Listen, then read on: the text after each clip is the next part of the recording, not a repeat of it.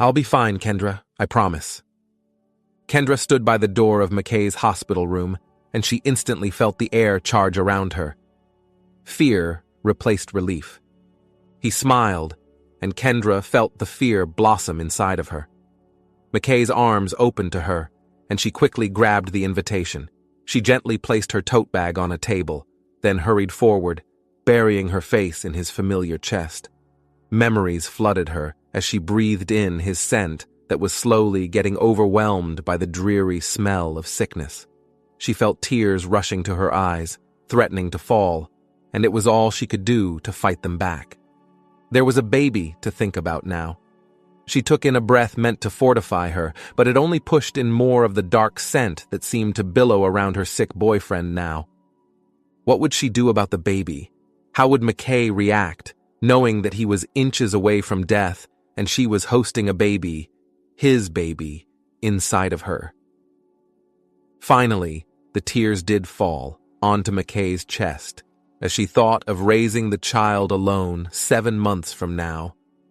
Her boyfriend would be long gone by then, crushed permanently under the colon cancer that was eating away at him. Pulling on all the strength she had left, she moved away from him and folded her arms against her chest. "I'm sorry about the tears. I won't make it a habit." He smiled. "Promise me that anytime you need someone to lean on, you'll call me." Kendra snorted, wiping away her tears with the back of her hand. "If anyone here needs leaning on, it's you." McKay rolled his eyes, even though the movement appeared sluggish. "I am fine, Kendra." She sighed, evading his statement. What did the doctor say, then? She watched him swallow hard. "The doctor said my next chemo session is coming up on Friday. We'd need to pay for that as soon as possible." His voice trailed off meaningfully. Kendra nodded. "I'll source for the money, my love. You do not have to worry at all." "How will you find the money?" McKay asked. His voice sounded even more broken than ever. Kendra managed to summon up a smile that didn't reach her heart. She made a show of tucking his blanket around his body, fighting off a fresh wave of tears that burned the back of her eyes. "I will," she started, "probably take another loan.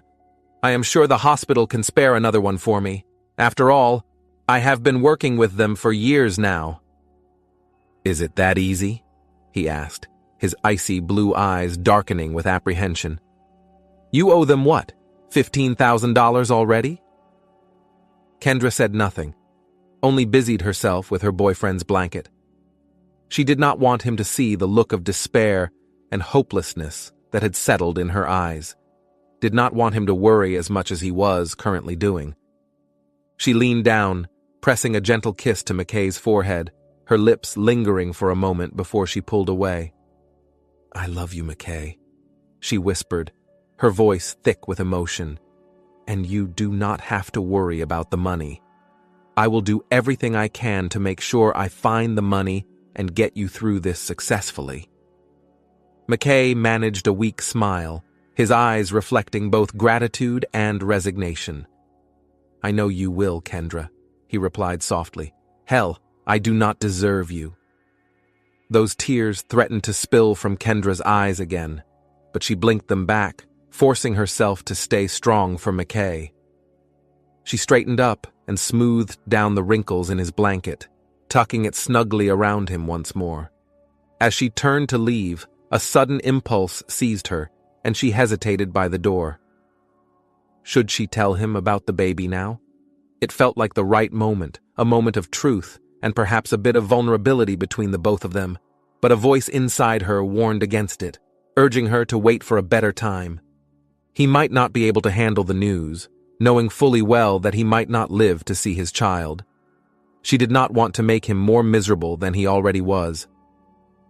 Taking a deep breath, Kendra pushed the thought aside and plastered on a smile. "I'll see you soon, okay?" she said, her voice cheerful but tinged with sadness. McKay nodded, his eyes flickering with uncertainty.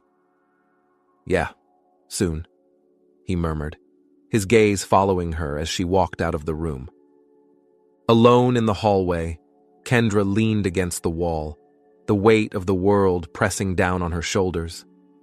She felt torn between the overwhelming urge to confide in McKay and the fear of burdening him with more worry. With a heavy heart, Kendra made her way to the hospital's front office, her mind racing with thoughts of how to come up with the money for McKay's next chemo session. She knew it wouldn't be easy, but she was determined to do whatever it took to ensure his treatment continued. Irene, the front office nurse, gave her a bright smile as she walked in. Kendra was a regular face in the hospital, partly because she worked there herself. "Kendra," Irene called out. "It's been a hot while." Kendra wanted to inform the woman that she was here just yesterday, but kept shut. She had other pressing matters to attend to. Plastering a smile on her face, she replied, "Oh, there's work, and McKay." Irene nodded vigorously. Of course. I can't blame you after all. Who else to take care of him other than you, his girlfriend after all?" Placing a hand on Kendra's shoulder, Irene continued, "By the way, you look like death. Watching over your sick boyfriend doesn't mean you shouldn't take care of yourself, "I am aware, Irene." Kendra sighed irritably, "But all of that is not why I am here." Irene's gray eyes narrowed, and she jerked her hand away as though Kendra's shoulder was a cactus. "What is it then?" "May you send a message to Dr. Turner?" Kendra asked. "I'll write a note." "Sure." Irene fished for a notepad from her drawer, alongside a pen, and tore a leaf from it. She pushed it across the counter towards Kendra. Silently, Kendra scribbled a quick note to Dr. Turner. She signed it off, folded the note, and gave it back to Irene. "Tell him to call me the moment he gets this." "Of course," Irene chirped. Without another word, Kendra walked away with her tote bag over her shoulder. A few meters away, she turned to see Irene reading her note with a disdainful wrinkle of her nose, oblivious to the fact that Kendra had caught her in the act. Kendra felt her skin crawl with fury, but she kept silent and walked away. All for McKay, she thought. This was all for McKay. Hours later, she sat at her desk in the hospital's pediatric unit where she worked, poring over financial reports and brainstorming fundraising ideas. Despite her exhaustion, she refused to give up hope. Suddenly, her phone rang, interrupting her thoughts. She picked up the phone and saw that it was Dr. Turner, McKay's oncologist. With bated breath, Kendra picked the call. "Hello, Dr. Turner." "Miss Clinton," Dr. Turner replied in his deep Southern accent. "I got your message from Irene. How are you doing today?" "I am very well, Dr. Turner, thanks." Kendra rubbed a sweaty palm against her thigh. Did you read the entire note?" I did. There was a pause on the other end, short but ominous, and Kendra felt her hope plummet for a moment. However, she remained positive.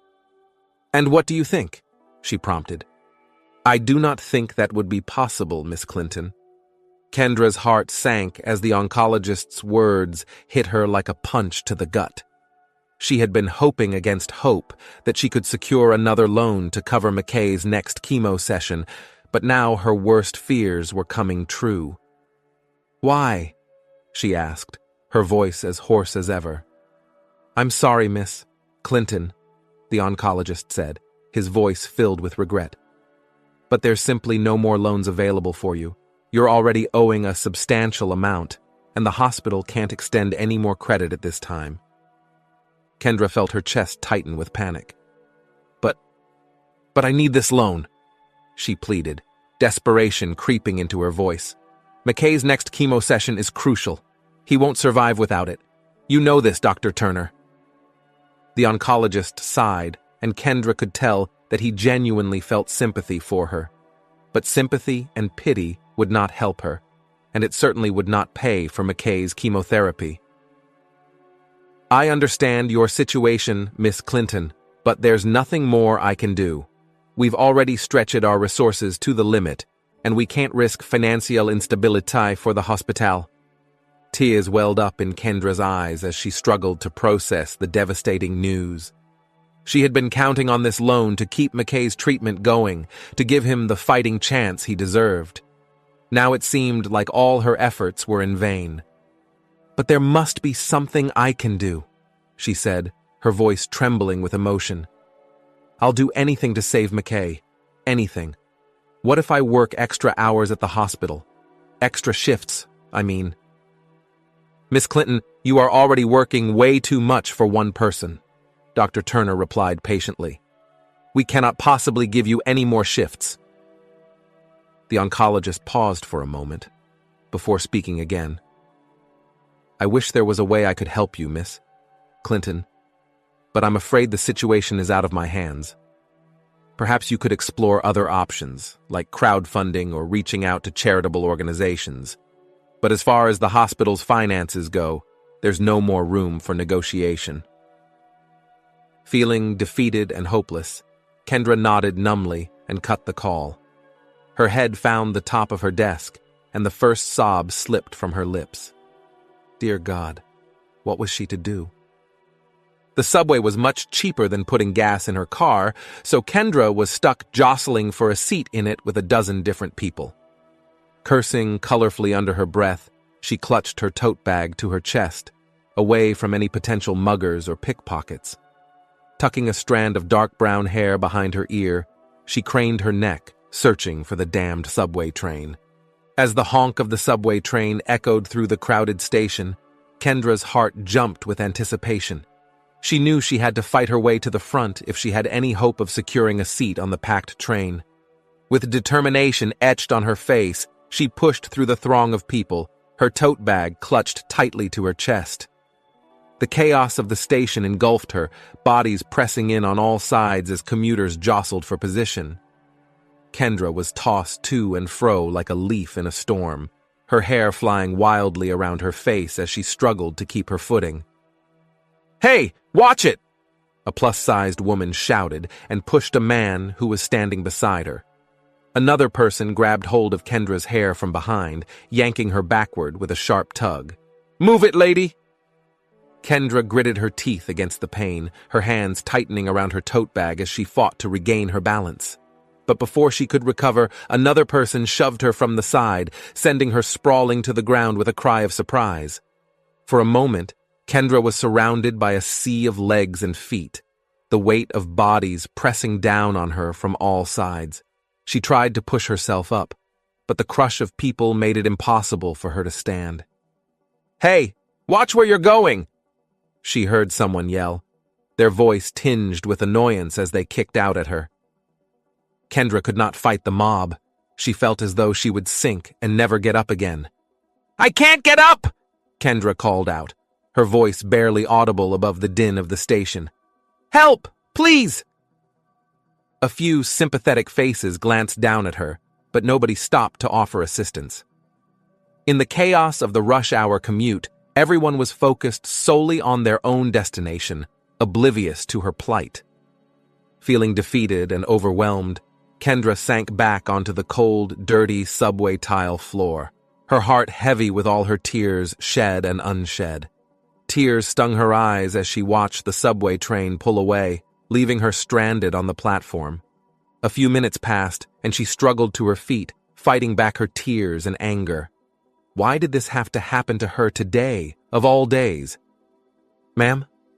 Kendra swiveled so hard that she almost tumbled backwards, and her eyes fell on a man that stood before her.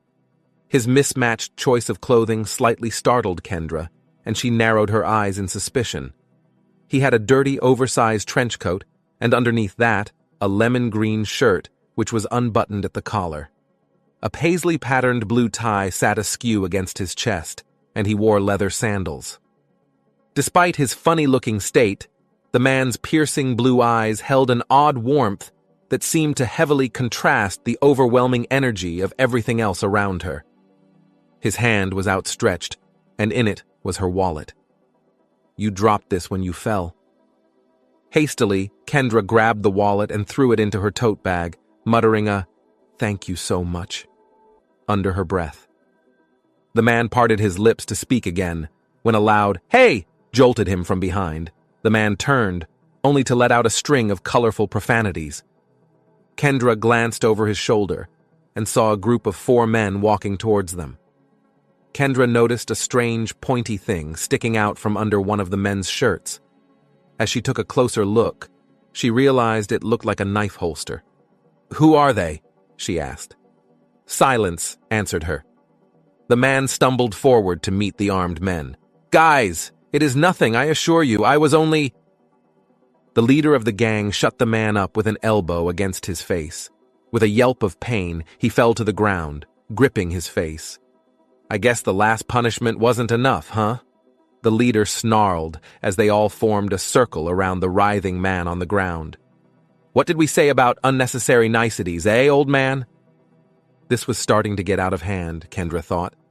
She glanced around wildly, hoping against hope that help would turn up. However, they were the only people present at the subway station.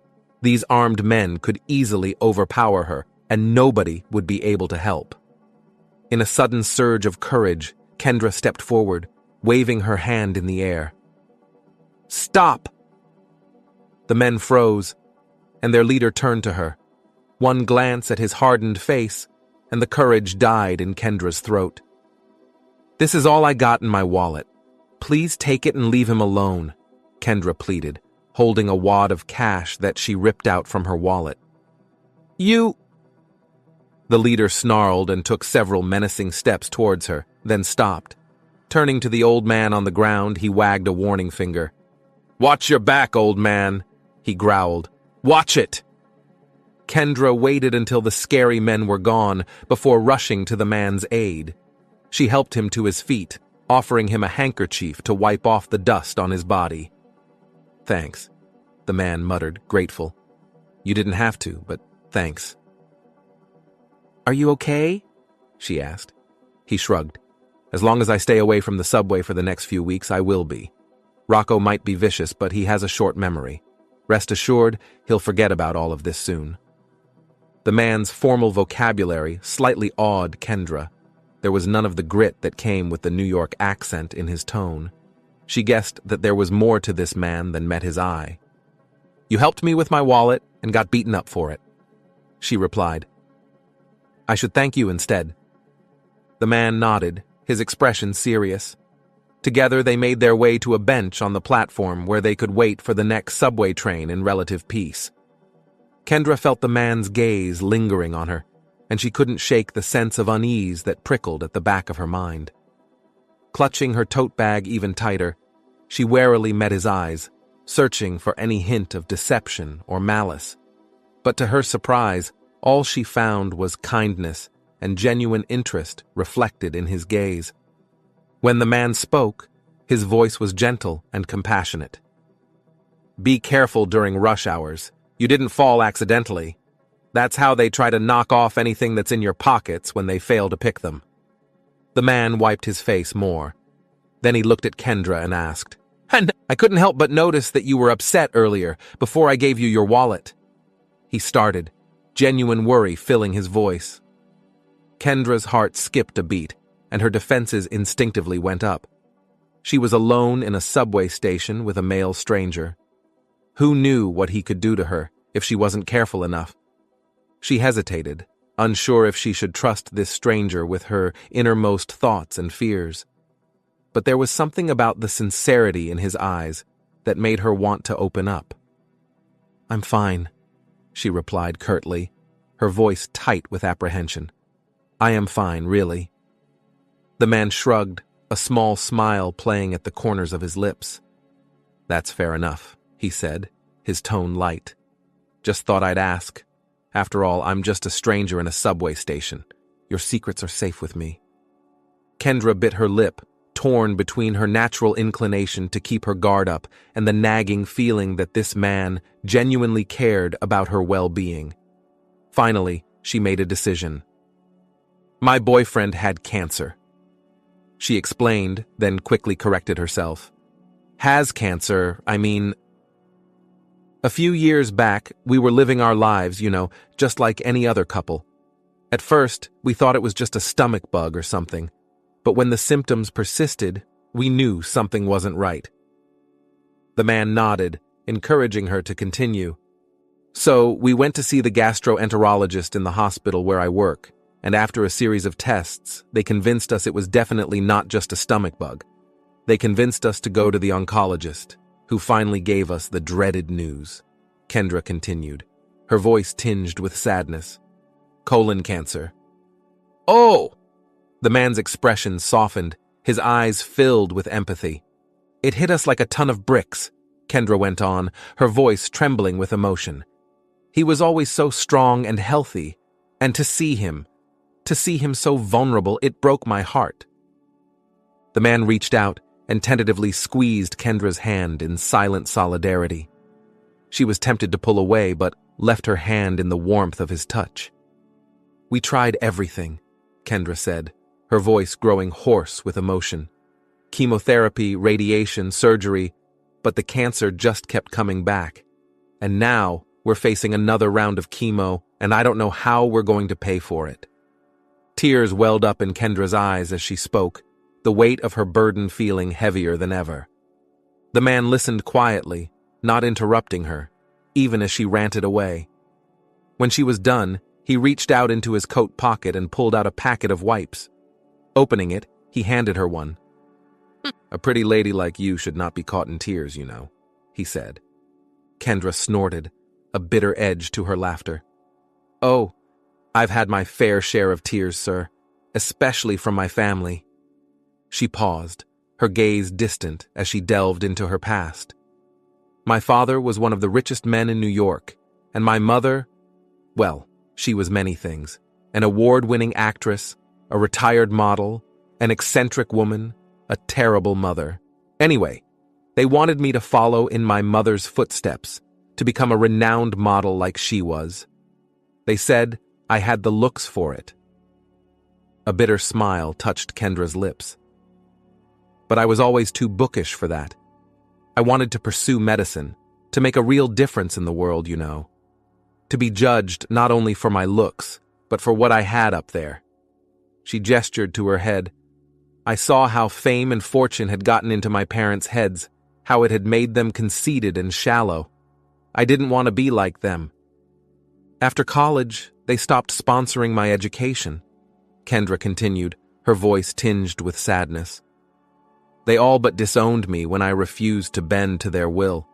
They said I was a disappointment, that I had brought shame upon our family name. The height of it all came when I decided to date McKay, Kendra went on, her voice growing stronger with conviction. Instead of the rich mogul's son they'd tried to match me with. He was just as nasty and bourgeoisie as my parents had been, and I would have died than marry him. I loved and still love McKay with all my heart, and nothing they said could make me believe otherwise. Kendra's eyes flashed with defiance as she spoke. So they threw me out of their lives, disowning me and cutting me off from their wealth and influence. Until I bring home a suitor worthy of their respect, I'll have no claim to their empire. In other words, I won't be their heir until I marry someone rich enough to meet their standards.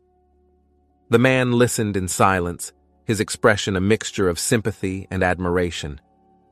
McKay, he's a lucky man to have you by his side. The man sighed, slipping his hands into his coat pockets as he spoke. I had a girlfriend when I was 20 years old. She was the most wonderful woman I'd ever met. She was like a breath of fresh air to the stifling mess that was my life then, until she got pregnant, and I became stupid. I claimed that the baby wasn't mine, even though I knew deep down that it was.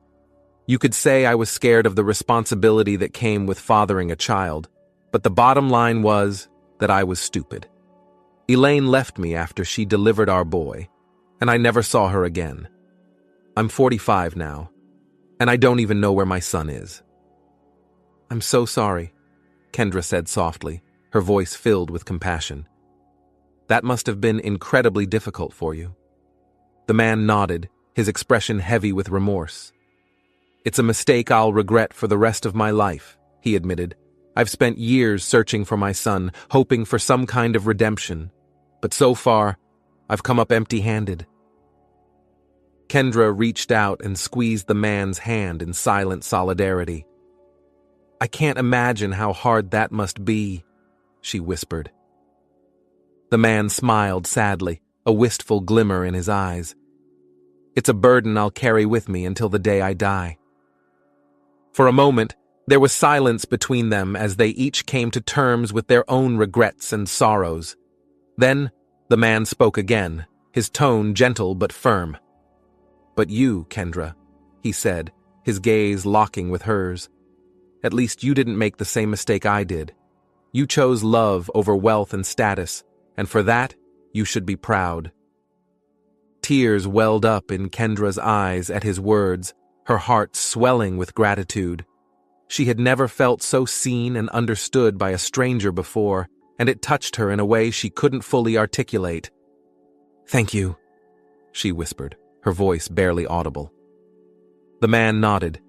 He opened his mouth to speak again, and was promptly shut up by the rumble of another subway train. Kendra and the man exchanged a quick glance before moving forward eagerly with the rest of the crowd. They pushed their way through the throng of people, their eyes fixed on the approaching train.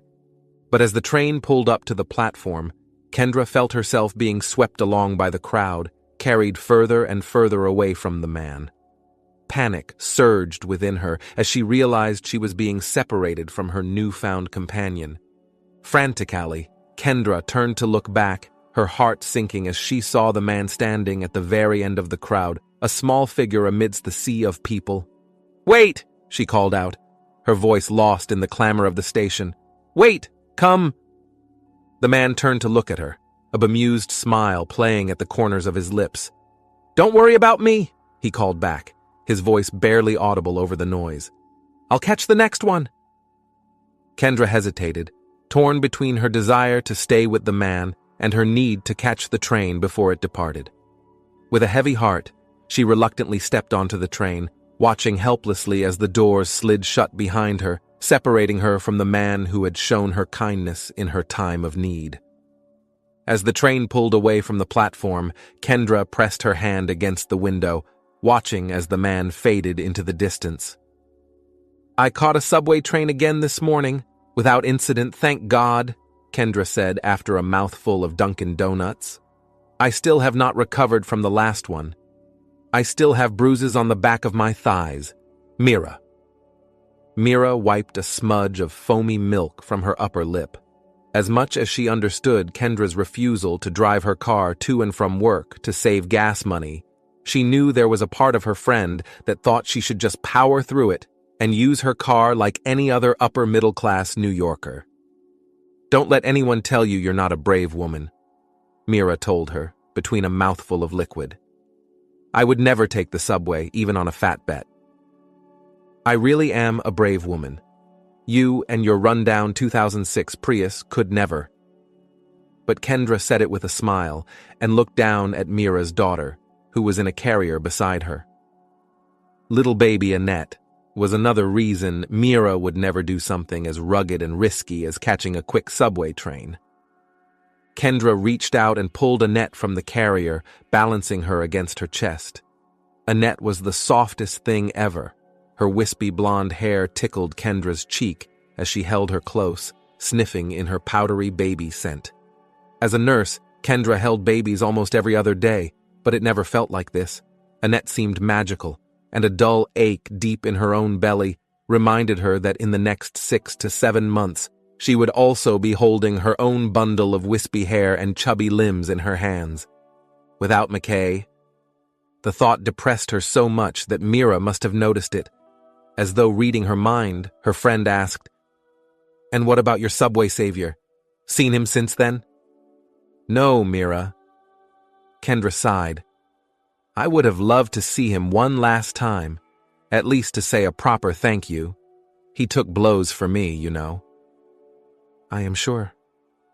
Mira crossed her legs across the small cafe table, watching Kendra with a mixture of curiosity and concern. "You already look like a mama with Annette," she remarked, her voice soft with contemplation. Kendra offered a small smile in response, her gaze drifting to the tabletop for a moment before meeting Mira's eyes. "The benefit of working with babies all day, I guess," she replied casually, though a twinge of regret flickered within her. There was a brief pause, and Kendra realized that Mira could sense her unease even better than she herself could hide it. "You're not fine, Kendra. I can see it in your eyes." "I don't know how you do it," Mira whispered, her voice tinged with awe and worry. The sentence echoed in Kendra's mind, a recurring theme in her life lately. It seemed to boggle her friend over and over again that she had made the decision to keep McKay alive on her meager 4-figure nurse's salary and several loans. She could sense the question Mira was refraining from asking. Why didn't Kendra reach out to her parents to help her and McKay? Surely their massive estate could let go of a few $100,000 to make sure their daughter's boyfriend was well again. Kendra offered Mira her usual refrain of "someone needs to," then added, "and I'm good at it." "I bet you are," Mira murmured, her expression thoughtful as she processed Kendra's words. Mira would never understand the kind of disdain the Clinton power couple harbored for their daughter, their own blood. "Distract me," Kendra said suddenly. The half-bitten donut stopped halfway to Mira's mouth. "What?" "I hate feeling so blue. I need a distraction." Kendra leaned forward, with her elbows on the slightly damp table surface. "Tell me about your job." So as Mira talked, Kendra tried to absorb as much of her voice as she could. Inadvertently, her nose pulled in the scent of donut and iced coffee. Her ears the sound of chatter moving beneath the bustle of the customers, the rumble of the subway train some 2 miles from where they sat. When Mira bent down to pull out her buzzing phone from her bag, Kendra let her eyes wander around, scanning the other occupants of the donut shop. She saw the buxom lady who chattered loudly on her phone a few booths away. She glimpsed the mother of 3, who was 4 booths away, trying hard to calm her bawling toddler. And she saw the man as well. His hair was auburn and wavy, just as Kendra remembered. It was thick and messy, speckled with a few strands of gray, and falling over the tops of his ears. His collar was up in the air, and he was as scruffy as she remembered. His shirt tails were untucked from a pair of worn black jeans. A well-used messenger bag was slung across one shoulder and rested against the opposite hip. He still had the dirty brown trench coat, but this time it was draped over his arm. He ditched the sandals for a worn-out pair of white dunks. With his back to Kendra, he almost looked like 1,000 other men in Brooklyn, but she knew exactly which man this is. Her subway savior. Her hands gripped the edge of the table almost convulsively, and her eyes widened. "Mira!" she called out. Mira hastily cut the call when she saw the mortified look on Kendra's face. "What is it?" she asked. "What did you see?" Kendra wordlessly pointed towards the man, who had picked up his order and was moving towards the entrance now.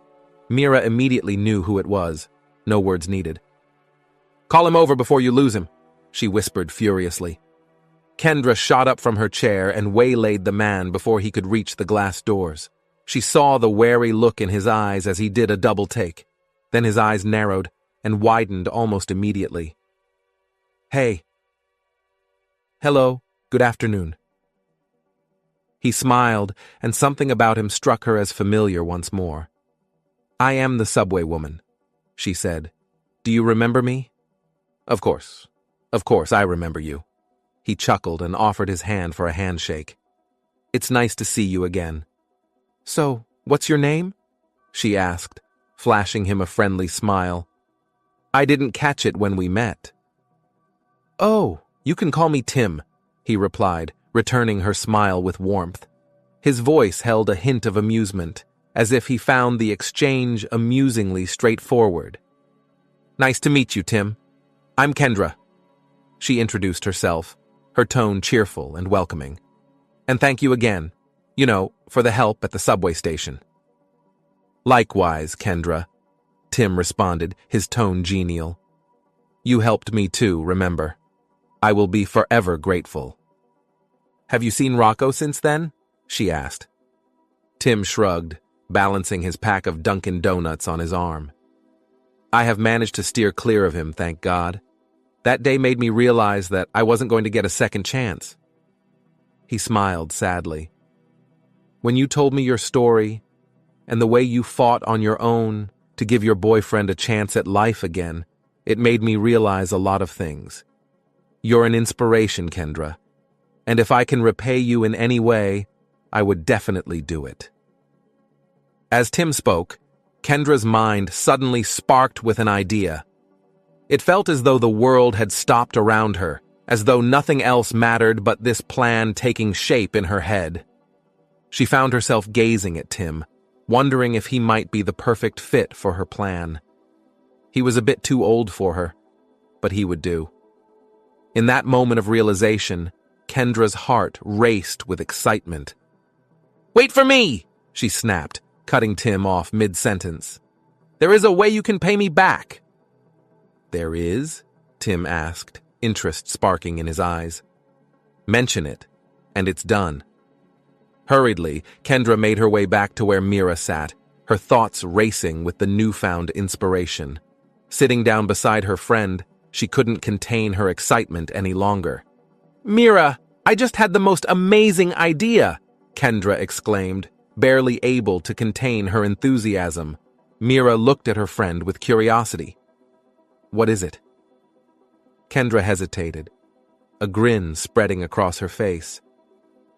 "I'll tell you later," she teased, unable to resist keeping her idea a secret for just a little while longer.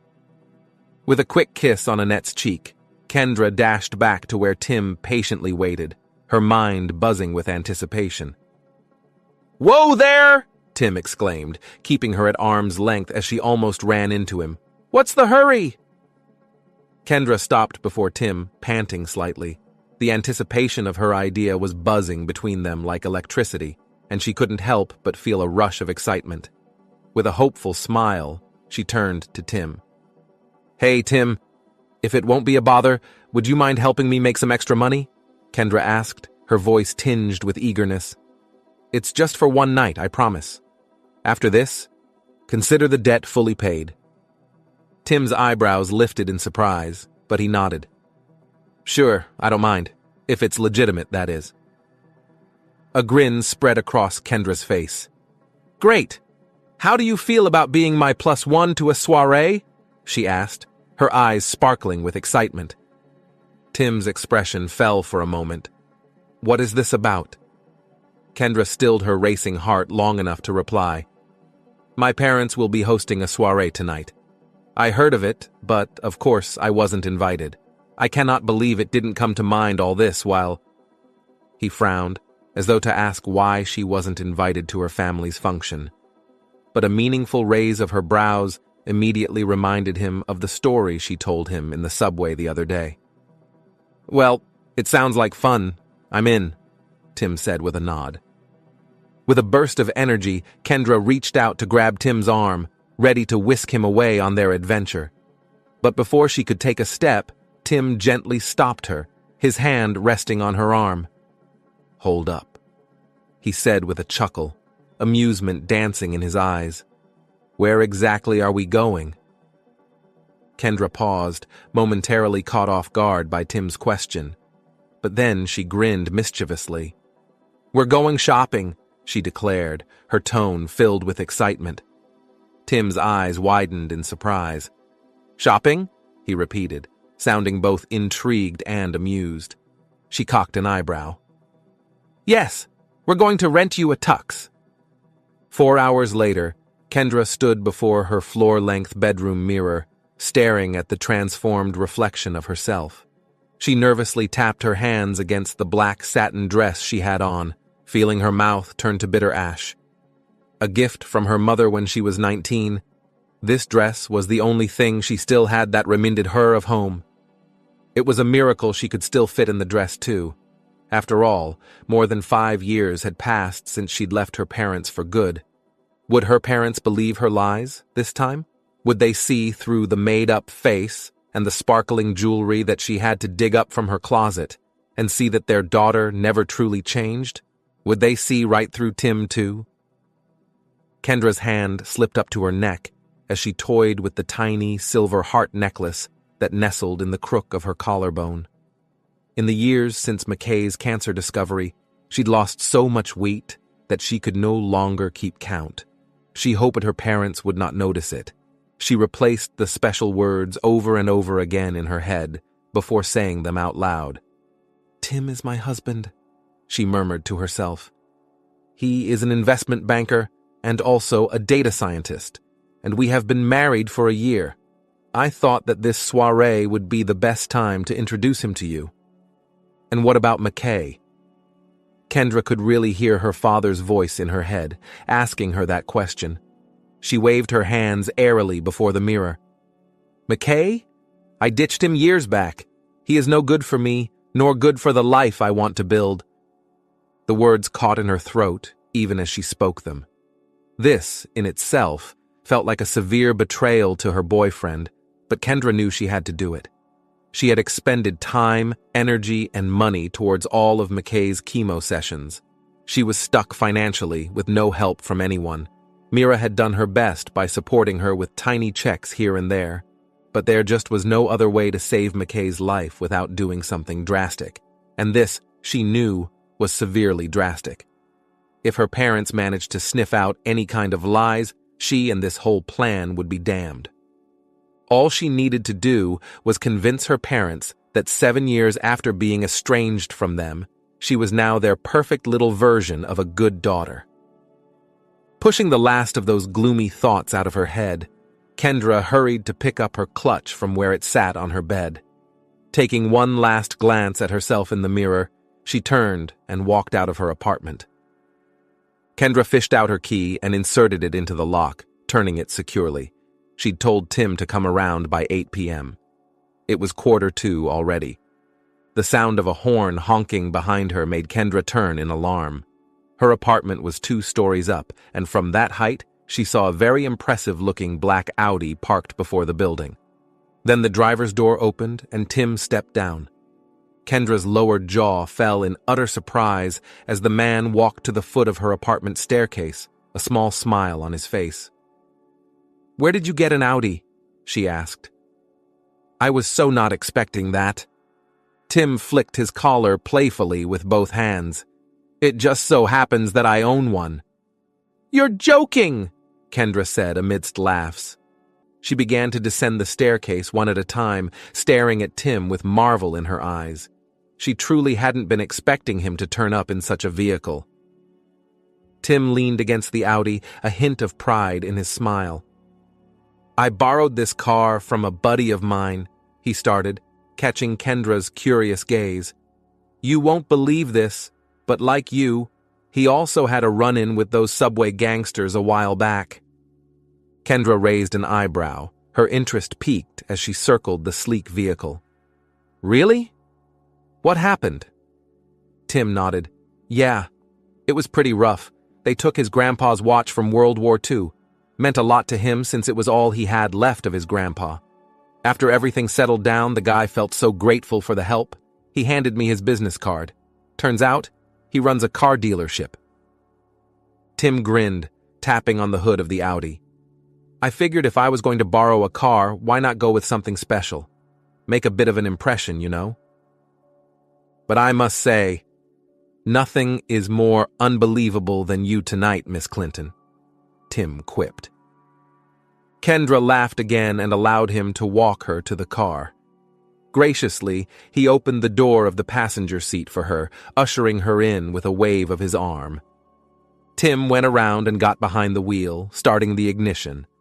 As they drove off down the road, Kendra squeezed her eyes and hoped against hope that nothing should go wrong with her plan. The Audi soon arrived at the grand gates of the Clinton mansion. Kendra couldn't help but feel a wave of nostalgia mixed with apprehension as she stared at the place she had called home for almost 2 decades.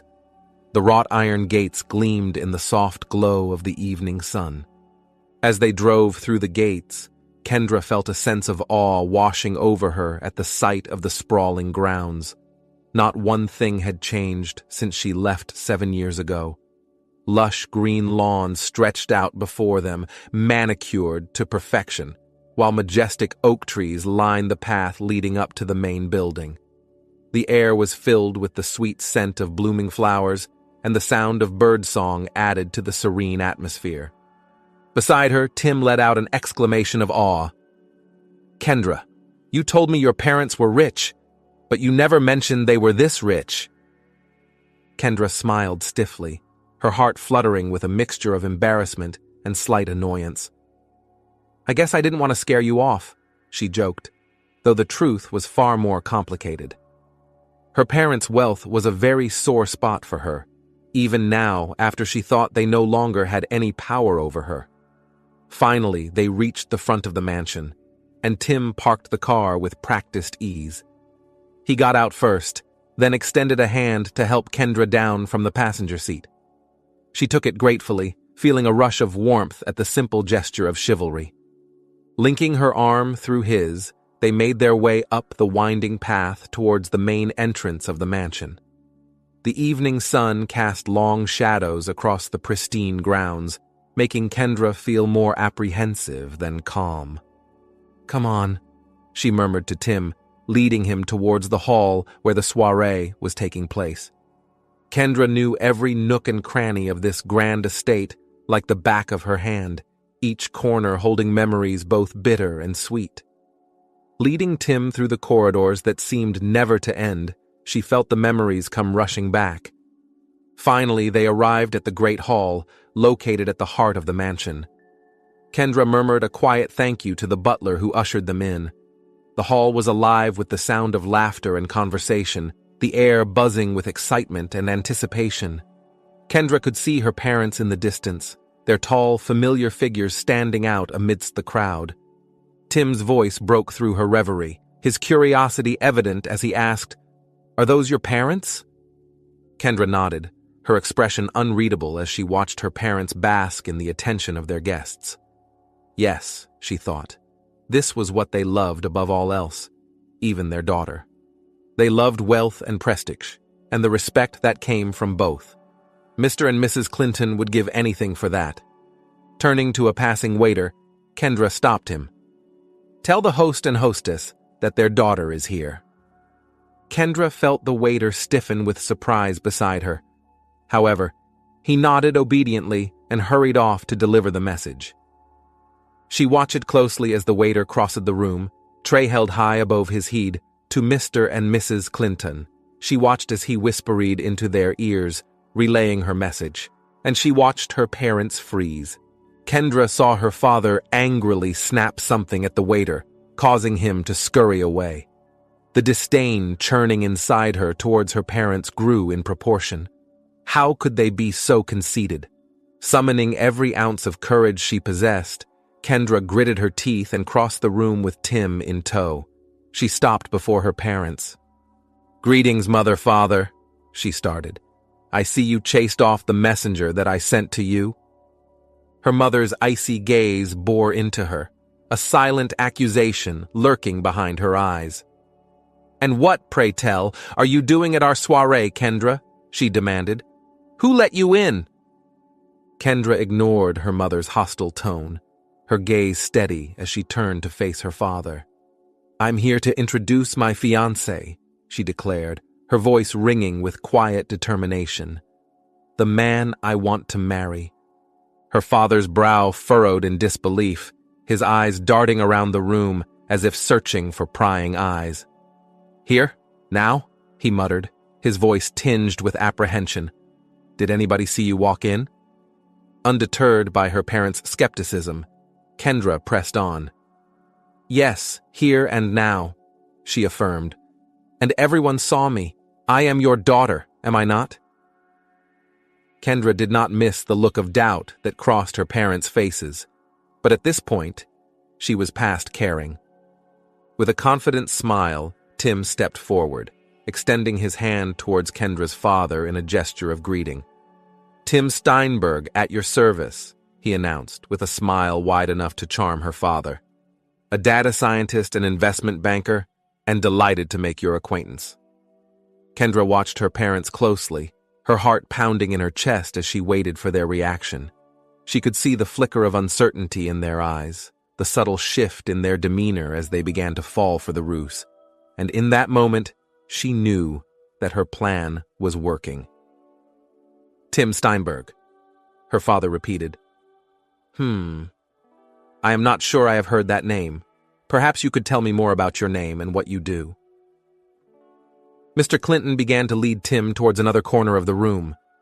Tim turned to Kendra, giving her an "I got this" look, before letting himself be dragged away.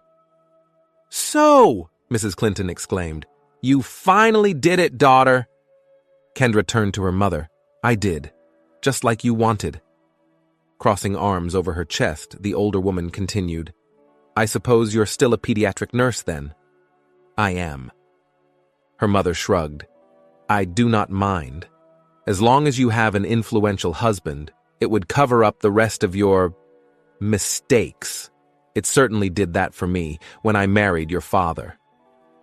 Kendra felt her skin bristle at the force of her mother's cruel words. She longed to quip back a nasty reply, but reminded herself of why she was here. Before she could say a word, her mother continued, "All in all, I can see you're doing something better with your life than getting married for love. I will speak with your father, make him relinquish his hold on a part of your trust funds. Perhaps, if you see what we can do for you, you'd be a little more grateful to us next time." Mrs. Clinton paused, staring at Kendra pointedly. Kendra, on the other hand, was so consumed by anger that she didn't notice her mother stop. Slapping a plastic smile on her face, she mumbled, "Thanks, Mum." "Good." Her mother raised a champagne flute in salute. "Enjoy the rest of the party, Kendra." Kendra's heart pounded with anticipation as she dumped the bag of money onto Dr. Turner's desk, the weight of it causing a soft thud to echo in the room. The doctor looked up from his paperwork. "What's all this about, Kendra?" Kendra took a deep breath, her hands trembling slightly as she gestured to Tim to take a seat beside her. With determination in her voice, she began to speak. "I've managed to gather $200,000, Kendra announced. "That should be enough to cover McKay's treatment, should it not?" Dr. Turner's eyes widened in disbelief, his mouth falling open slightly. $200,000? Where on earth did you get that kind of money? He asked, his voice tinged with incredulity. The doctor leaned forward on his seat, eyeing Kendra with suspicion. "Kendra, the last time we spoke, you were begging me for another loan. Where did you get this amount of money?" Kendra met the doctor's gaze squarely. "My parents are Mr. and Mrs. Clinton, Dr. Turner. I am a trust fund baby." She leaned forward, her eyes boring into Dr. Turner's with unwavering intensity. "Like I said, I want you to begin the best treatment for McKay immediately. Money is no object, because I have it now. I'll do whatever it takes to save him." When the doctor did not reply, Kendra asked again, "Dr. Turner, what must be done to save my boyfriend?" "A colectomy," the doctor began finally, his tone grave, "which is the removal of the colon, is the best solution to save McKay now." Kendra's heart fluttered at the seriousness of the situation. "And how much does that cost?" she asked. "Name it." The doctor sighed, his expression sympathetic. "About $25,000 tops," he replied. "Plus other expenses, of course." Kendra's mind raced as she calculated the funds she had brought. $200,000 would definitely pay for McKay's surgery, with a huge chunk left for other expenses. Without hesitation, she made her decision. "Take out the money needed for the surgery from what I've provided," she instructed, her voice firm, "and use the rest to pay off my loan." Dr. Turner nodded solemnly. "I'll make the necessary arrangements," he assured her. "Thank you." Kendra turned to Tim, who had been silent during the entire exchange, and jerked her head towards the door. "Come on, Tim." Together they stepped out of the office into the cool evening air. Tim turned to Kendra with a smile on his face. "Phew, that went by very fast." "It did," Kendra said with a chuckle. "I feel relieved, actually. I am so glad that McKay is finally getting the help he needs. Who would have thought that my parents would be of help in the end?" "Who indeed?" Tim agreed, admiration shining in his eyes. "You're a very brave woman, Kendra. Kendra smiled gratefully, even though the weight of the day's events was still heavy on her shoulders. "Thank you," she replied softly. "But McKay, he's the real hero in all of this." Tim's brow furrowed in confusion. "McKay? How so?" Kendra's smile turned nostalgic as she recalled the countless times McKay had been her rock, supporting her through the toughest moments of her journey as a nursing student and later as a pediatric nurse. "When I was at my lowest emotionally and financially, McKay was the only one who stood by me," she explained. "He helped me pick up the pieces and keep going. Now it's my turn to help him." Tim nodded understandingly. "McKay's lucky to have you, and I hope he gets out of this on both feet, safely." Kendra gave him a grateful smile, touched by his words. "Thank you, Tim." Tim offered her a small, grateful smile before turning to walk away. Kendra watched him go, and the sight of his hunched shoulders and wavy salt and pepper hair gave her a bitter taste in her mouth. She turned and walked down the other end of the corridor towards McKay's room. Stopping before the door, she slowly opened it, peeking inside to see her boyfriend toying with a remote. The soft blue glow of a television illuminated the dark room. "Hey!" she called out softly. McKay turned to the door and she saw him smile, even in the dimness of the room. "Baby," he murmured. "Come on in." Kendra stepped inside, closing the door behind her quietly. She took quick strides to his bed and settled on the chair beside it that had become so familiar to her touch. "How have you been, Kendra?" McKay asked. "You look tired to death." "I always am well, my love." She gripped his hand, planting a kiss on his knuckles. McKay reached out and turned on the lamp by his bedside, filling the entire room with bright yellow light. "What about the money for my chemo?" he asked. Kendra could tell by the hesitant tone of his voice that he didn't want to. "I have good news, McKay," she replied, beaming. "I got some money from my parents. You're getting a colectomy now. Dr. Turner said after your colectomy you'd be well again." McKay smiled hesitantly at first, then stared at her with disbelief etched in his blue eyes. "You're kidding, right?" "I'm not." He burst out in laughter. "Oh my God, Kendra, this is wonderful." "I know," Kendra replied, reaching out to press kisses on his forehead. As she pulled back, she saw a glow of genuine joy in McKay's blue eyes that reminded her of one she'd seen in a similar pair only the day before. For some reason, it reminded her too much of Tim. Her smile faded for a moment, and McKay's did too. "What's wrong, baby?" he asked. For a split second, Kendra contemplated telling him about Tim. However, she quickly decided against it. "Nothing. It's nothing," she whispered. Having McKay happy again was the only thing that mattered in that moment. "He will be fine," Mira whispered. "I need you to calm down, Kendra." Kendra sighed and cradled her head in her hands. "It's been weeks, Mira. He still hasn't opened his eyes, and those blasted doctors aren't telling me anything." Mira stared at her friend with eyes full of sympathy. "That's probably because they know how you'd react. McKay will be fine, you'll see. Dr. Turner told us the colectomy was successful, so we need to hold on to that for his sake. All of your troubles cannot be for nothing, can it?" Kendra sighed and gave her friend a small smile. "Yeah, you're probably right. Thank you, Mira." She was cut short by a loud knock on the door, and she stood to her feet to open it. Irene stood on the other side of the doorway, a curious look on her face. "Who's in the office with you?" she asked, craning her abnormally long neck. Kendra felt a growing sliver of annoyance inside her, but managed to tamp it down. "What do you want, Irene?" she asked.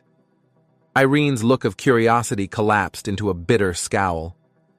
"It's your boyfriend." Kendra froze. Irene waved her hand airily. "He is in recovery room 12 in case you want to see him, or perhaps you should see Dr. Kendra and Mira pushed past Irene without waiting for the other woman to finish her sentence. They raced down the corridor and towards McKay's recovery room. She skidded to a stop in front of the door and paused, hand hovering over the doorknob.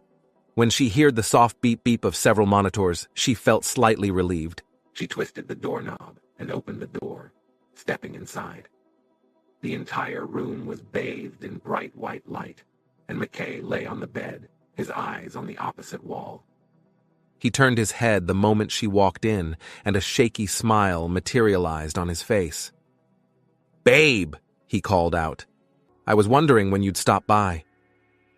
Kendra felt a rush of emotion as she witnessed her boyfriend sit up, still smiling at her. Suddenly, she felt boneless and bereft. A tear slipped from one eye, and then the other. "Oh, McKay!" she wailed. "You're alive!" "I think so," McKay joked. Kendra crossed the room on legs that felt like sticks of uncooked pasta. She gingerly sat on his bed, her eyes roaming over his entire body, hungrily. She had never felt this kind of wave of happiness in a while. "Are you truly fine?" she asked, in between sniffs, touching his head, his hands, his chest. "Do you feel any pain?"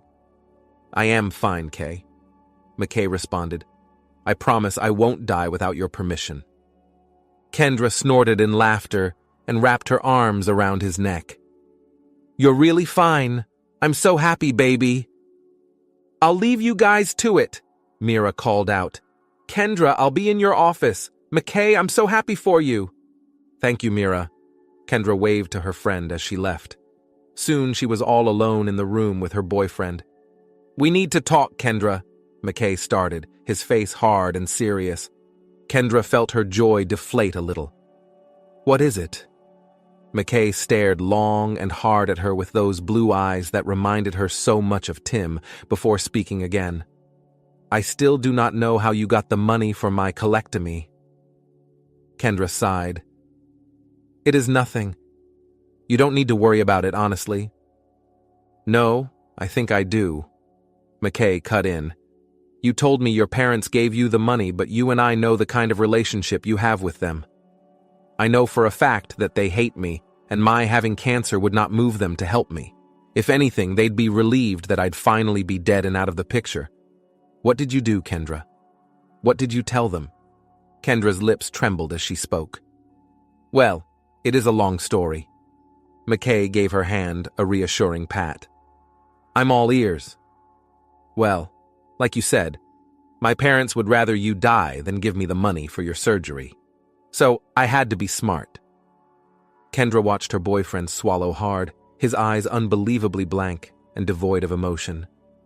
The fear in her heart grew. She'd been hoping for a form of reaction from him, and seeing nothing only made her even more worried. "And where is this Tim man?" he asked. "We parted ways shortly after. He is currently looking for his long-lost wife and son." A few minutes passed, and Kendra stayed put by McKay's bedside, watching him sleep peacefully. The rhythmic rise and fall of his chest was a comforting sight. It was like a hope that she clung to, that the love of her life was still alive and well. She had finally confessed the truth about the source of the money for his surgery, and while McKay seemed understanding, she couldn't shake off the adamant fear of how it might affect their relationship. As McKay's breathing steadied into the rhythm of deep slumber, Kendra quietly rose from her chair, careful not to disturb him. With a final glance at his peaceful form, she stepped out into the hospital corridor. The harsh fluorescent lights of the hospital hallway greeted her, casting shadows that seemed to dance in the corners. She took a deep breath, trying to calm the wave after wave of thoughts in her mind, when a familiar voice broke through her reverie. "Kendra?" She turned to see Tim approaching, with a smile on his face and a bouquet of flowers in his hand. Despite the gravity of the situation, Kendra couldn't help but feel a pang of relief at the sight of him. She had no idea how the man always managed to disappear and reappear at the perfect time. "Tim!" Kendra greeted him with a tired smile. "I didn't expect to see you here." Tim returned her smile. "How is he?" Kendra's heart warmed at Tim's concern for McKay. She gestured towards the door behind her. "He's asleep right now. It's been a long day for him." Tim nodded understandingly. Do you think I could probably see him later? Kendra hesitated, unsure of how McKay would react to seeing Tim, especially after what she had told her boyfriend. I think that would be nice, Kendra replied finally, but maybe not right now. He needs his rest. Tim nodded in agreement. Of course, I'll come back later then. He smiled at her again, and Kendra could not shake off the feeling of familiarity that descended on her. There was definitely something about McKay in the crinkle of Tim's eyes when he smiled, in the way his brows shot up, and the way his shoulders hunched up when he walked.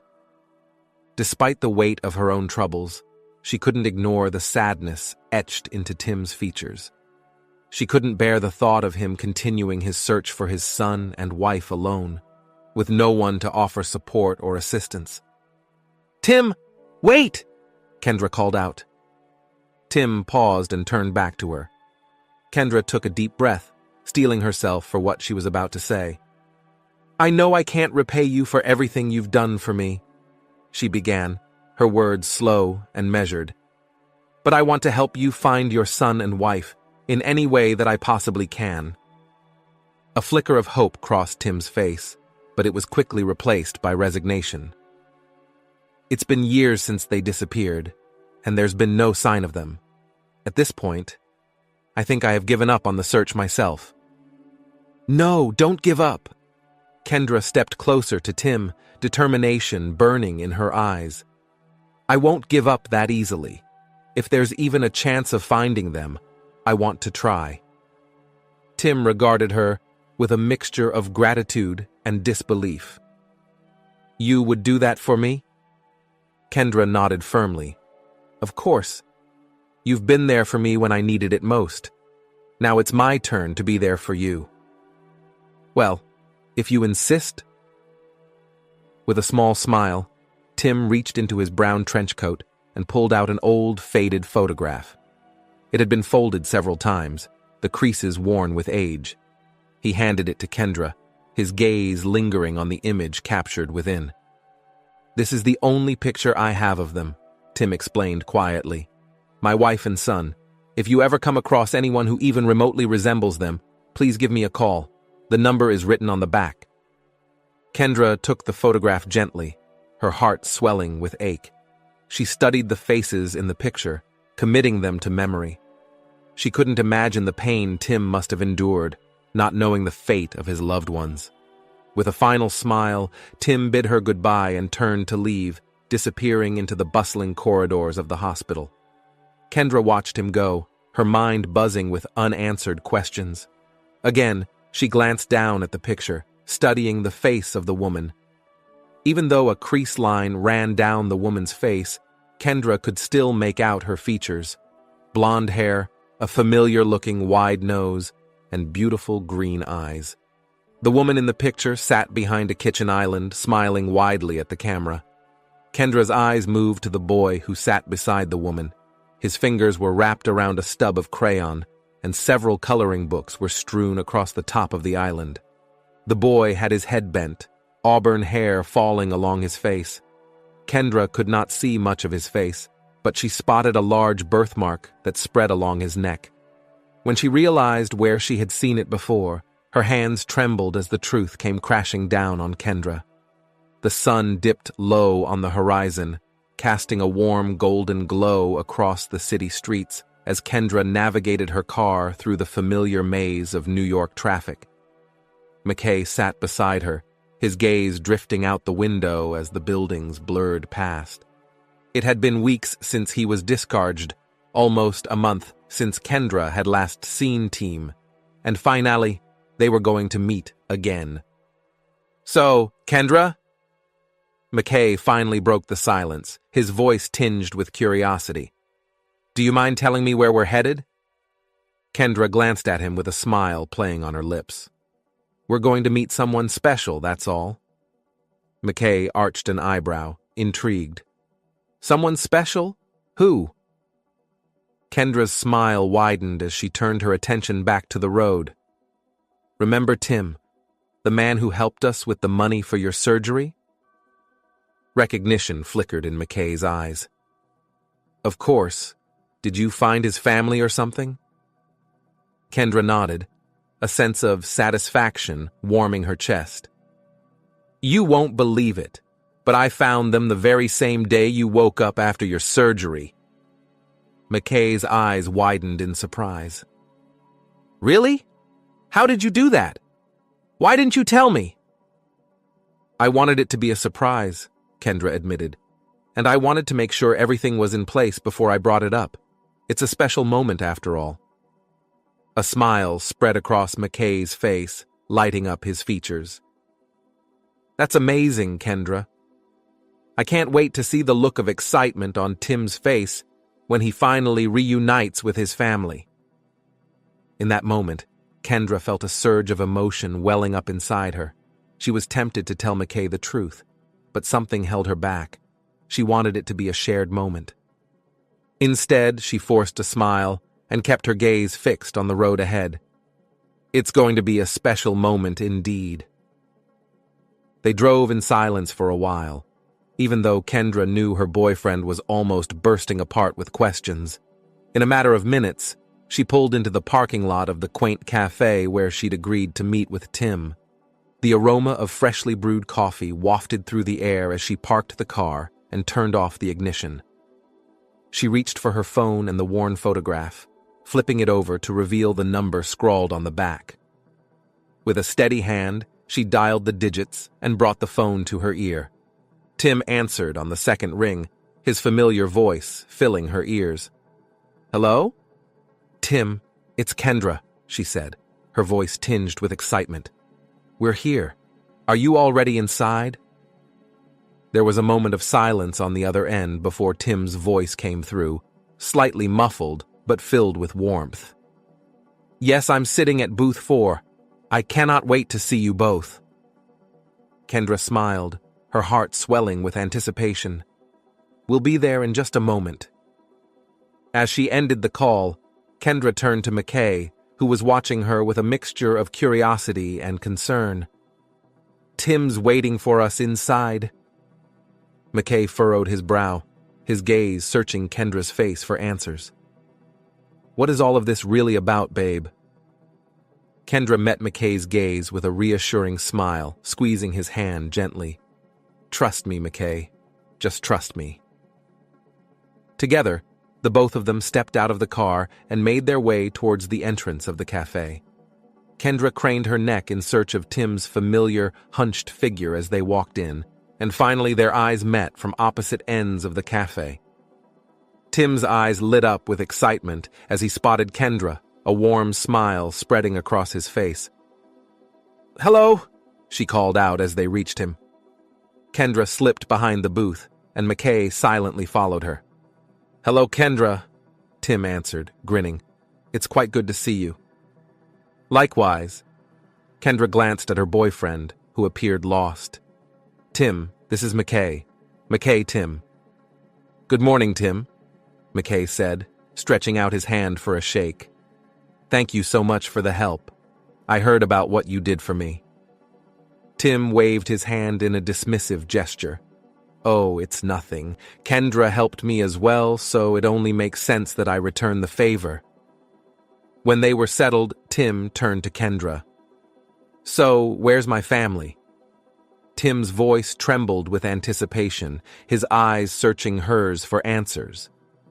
When are they getting here? Kendra took a deep breath, steeling herself for the moment she had been dreading. Tim, your family is right here. Tim's brow furrowed in confusion, his gaze darting between Kendra and McKay. What do you mean? With a sense of resolve, Kendra found McKay's hand under the table. Tim, meet McKay, your son. Tim's eyes widened in shock as he took in McKay's familiar features. Even now, the resemblance between father and son is becoming unmistakable. My son? Kendra nodded, her throat going dry. I guessed all along, Tim. There was something about you that reminded me of McKay. But the day I finally knew was the day you gave me the picture of your wife and son. The realization dawned on Tim, his eyes brimming with emotion as he struggled to comprehend the truth. I can't believe this. You're my son? Kendra reached into her bag and pulled out the folded photograph, placing it gently on the table before Tim. Take a look, Tim. Do you recognize this? Tim's hands shook slightly as he picked up the photograph, his gaze lingering on the image of his wife and son. I gave you this. Kendra nodded, her heart aching with sympathy for Tim's pain. And do you see the birthmark on your son's neck? Tim examined the photograph closely, his breath catching in his throat as he spotted the distinctive mark. Yes, I see it. Kendra turned to McKay, her eyes brimming with emotion. Show him yours, McKay. With a sense of reverence, McKay lifted his hand to his neck, pulling down his collar to reveal the birthmark that matched the one in the photograph. Tim's eyes widened in disbelief, his breath catching in his throat as he reached out to touch it, as if confirming that it was real. I can't believe this. Tim's voice was barely a whisper, his eyes shimmering with unshed tears. You're my son. McKay's gaze softened with compassion as he reached out to clasp Tim's hand. Hello, Dad. Tears welled up in Kendra's eyes as she watched the reunion unfold before her, a moment of profound connection and healing. Tears gathered in Tim's eyes as he held on to McKay's hands like a buoy. God, I never thought I'd see you ever again. Oh, Dad, McKay whispered, an aching look in his eyes. Mom never told me anything about you until she died. The smile faded from Tim's face. Elaine is dead? Yes, McKay nodded. She died when I was in high school. Tim's face contorted in pain, and he lowered his head, shedding silent tears. Kendra knew that this was her cue to leave the family to their reunion. Silently, Kendra stood from the booth and walked away.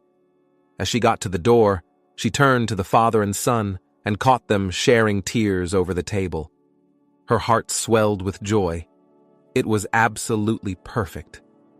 Outside, the crisp air bit at Kendra's cheeks, a stark contrast to the warmth of the diner she had just exited.